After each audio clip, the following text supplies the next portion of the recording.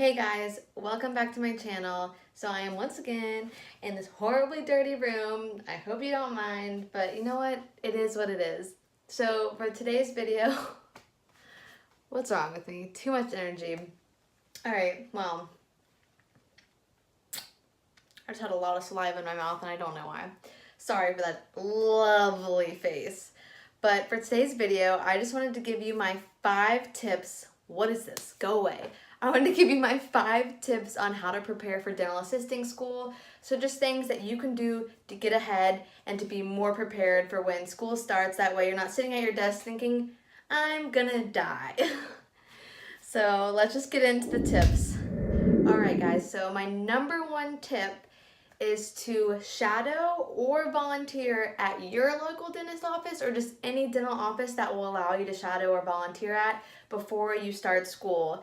This will, 1, help you get an idea of the profession and what your daily life is like, but it will also give you your first real exposure to dental procedures, dental instruments, and actually after I graduated from high school, I got a 3-month temporary job before I went to college at a dental office where I did sterilization, helped flip rooms, and some basic infection control rules and regulations and stuff like that.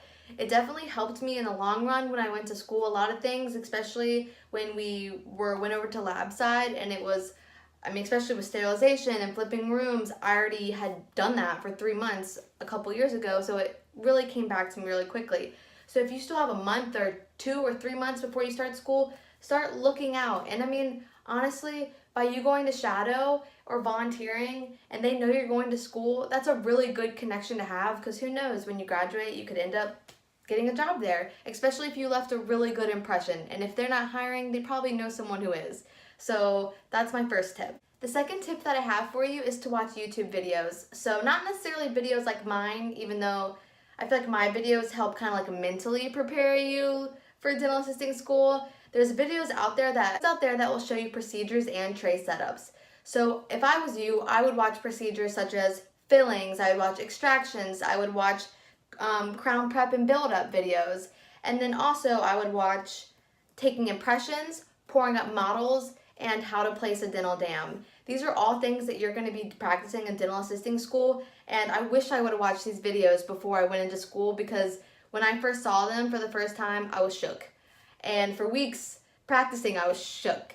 So don't go in there blind. Watch these videos that I'm recommending. I promise you won't regret it. They will only help you in the long run. Tip number 3, get your textbooks ahead of time if you can. Get your textbooks, your workbooks, your dictionaries, everything like that. If your school is anything like my school, you're going to be really heavy in your workbooks, and the workbooks go exactly with the textbook. Actually, let me go get my textbook. Alright y'all, so here's my school textbook. I've showed you it before, and I know a lot of schools use this similar textbook. Our workbook matched up with this chapter for chapter. It was the same company, the same title, just the workbook for this textbook. There's nothing stopping you from getting started. I was the first person in my class to have my textbooks. I was actually the only person when school started that had my textbooks. And I'm pretty sure I got 5 or 6 chapters ahead in that first week when no one else even had their textbooks. Just because you don't understand everything that's in there in the beginning, there's nothing wrong with getting a head start, because you're really going to appreciate that extra study time when you already have all your workbook pages done. And I know in the beginning I was studying 2 to 3 hours a night. So the less you have to do in your workbook or any other pages that they give you, the more you're going to appreciate it. And while you are getting ahead, doing your workbook pages, reading through your textbook, really hit home with tooth numbers, because for me, you don't think it's going to be that hard, but the way that my teacher would test us, she'd be like, what tooth is tooth number 13, what tooth is tooth number 29, what tooth is, so like you have to be quick. And we would also be given tests with just the numbers, and we had to write what each tooth was. So say it was tooth number 30, you would have to put lower right first molar, stuff like that. So you would have to be super specific. And there's also more than one numbering system. I believe that's the universal numbering system. There's also the Palmer notation. There's like a couple, and ortho does completely different. Ortho does, your centrals are 1 and they go back to 8 if you have wisdom teeth. So it's like 1, 2, 3, 4. So it's like in quadrants. But regular, like general dentistry, they'll be like, what tooth is whatever. So yeah. So my fourth tip is that Quizlet has absolutely everything. So if you are getting started in your textbook and your workbook and you want to study, maybe it's the week before you go to school. And in my situation, we had a test. We started school on a Tuesday. We had a test that Monday. And your school could be similar. You may already know. They may give you a piece like a syllabus or something. Go on Quizlet and just type in, like we would type in MDA Chapter 1. And then there would be flashcards for the key terms, for the questions. It's just simpler. And if you don't feel like typing everything in there yourself, everything is already on Quizlet and it's incredible. Quizlet saved my butt the whole time I was in dental assisting school. Memorization is so important, especially when you don't already have a medical background or have never taken an anatomy class, a physiology class. Quizlet will help you, and there's games and it makes it a lot more entertaining. Okay, so my fifth and final tip is to ask someone who's in the class now or a former student of the class to give you tips and advice. My tips and advice can only go so far because not every program is the same. I'm sure tons of them are similar, but teachers are different, programs are different, schools are different.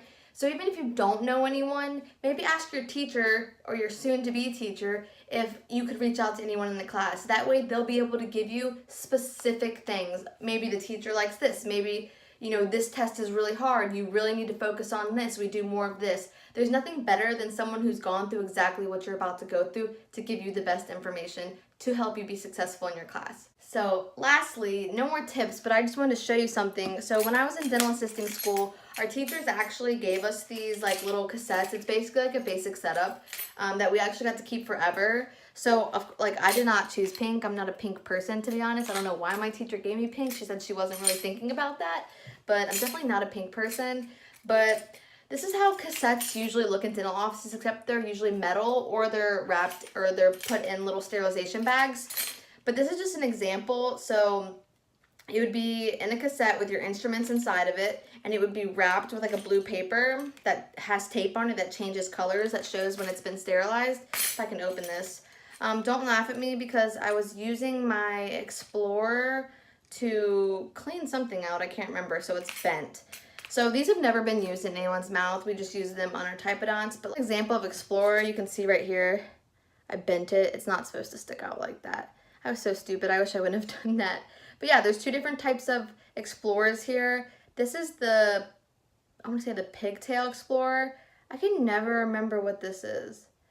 We don't even use these in ortho though, and that's sad because I don't even remember and I was just in school in December. But yeah, pigtail. Now you have all seen these. It's just a dental mirror. This one's actually got a really nice thick handle. I like that. But yeah, don't want to blind you. These are Hue 3D too. My teacher loves this company to order stuff from. But yeah, there's that. And then it also came with a spatula. Mine all have like stuff on them because I mixed cement with them and I never cleaned them off properly, which is not smart, but hey, whatever. It happens. They were never used in anyone's mouth, so that's all that matters. But yeah, that's just that. And I don't know if your schools will give those to you. Video. I hope it was helpful. If you would like any more tips, just ask me in the comments below and I'll be happy. Or if you just have any like direct questions that I can answer, leave them down below. Like this video, subscribe, and I hope y'all have a great day. Bye.